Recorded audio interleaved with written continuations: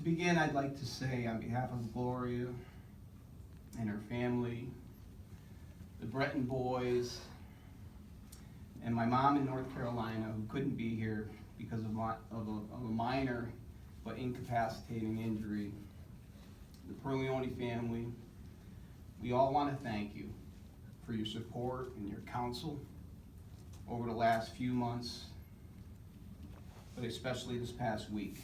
Your love for Jeff and our families have been evident, and you have shown yourselves as true, loving friends.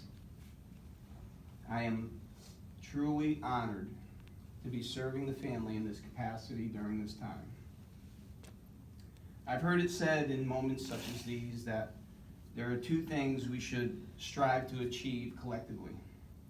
We should attempt to do two things. We want to honor Jeff, and we want to honor God. And we'll all know when we're doing this by one simple aspect. When we honor Jeff well, we'll get a better picture and have a better understanding of who Jeff is. When we honor God well, we'll get a better picture and have a better understanding of who God is. In its planning stages, Monday, I was privileged to be with the family as to how the family would represent Jeff well at this time, in this hour. It was so encouraging to see the family in such agreement as the pieces came painfully together.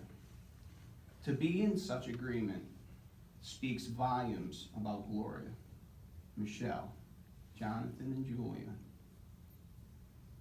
To be in such agreement, more importantly, speaks even more to who Jeff is and what the family knew Jeff would think is essential.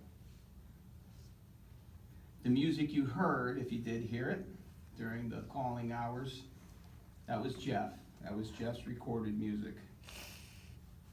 All through his life, Jeff refined his music and recording to the point where he was able to lay multiple tracks over each other to compose a complete piece. And what you heard tonight during the calling hours, that was Jeff's recorded music. The artwork, it looks like an art gallery in here, my goodness.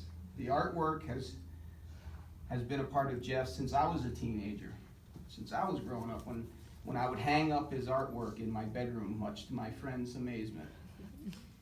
But as we sifted through these, I got a much better appreciation of how Jeff advanced in everything he did. And then there's the puzzles. My goodness, look at that thing. And there's more at home. And Jeff explained to me how he figured out, of course he figured out, how the puzzle makers cut and grouped sections of larger puzzles to help make the process of putting these tests of perseverance together easier. And believe me when I tell you, this is just the tip. This is just a sample of the mind at work behind the man, Jeffrey Scott Breton. The final 2 days with Jeff were filled with laughter as the family sat around and told stories about bunnies, neighbors, concerts, and being found in compromising positions. Moreover, the last 2 days with Jeff had on several occasions had me saying to myself, did that just happen? Did that just happen? Some people might write these things off as coincidences. I don't. I can't. Some things in my life and in your life just can't be written off. Sometimes it just leaves you feeling that something more is going on. In cases like these and in the situations I had with my brother Jeff, I believe these all point to divine appointments arranged by God who loves and cares for us because we are his most precious creation.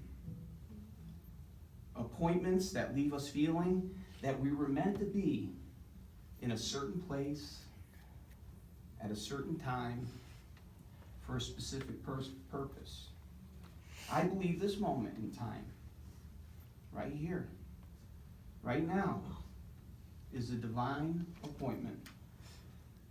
Throughout the Bible, this idea is reinforced. In the book of Acts, in chapter 17, verses 24 through 26, it says, "The God who made the world and everything in it is the Lord of heaven and earth, and does not live in temples built by human hands. And he is not served by human hands as if he needed anything. Rather, he himself gives everyone life and breath and everything else. From one man, he made all the nations that they should inhabit the earth, and he marked out their appointed times in history and the boundaries of their lands." Looking at this passage, we see that God was not caught off guard by the passing of my brother Jeff. God is not surprised at who is sitting here and who is sitting there.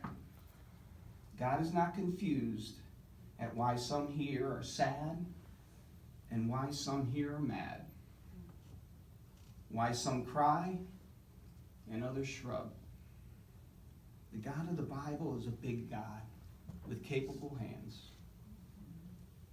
Right now, let's continue to honor Jeff. Let's learn more about Jeff as Gloria's brother, Raymond Berlione, comes forward to deliver a eulogy.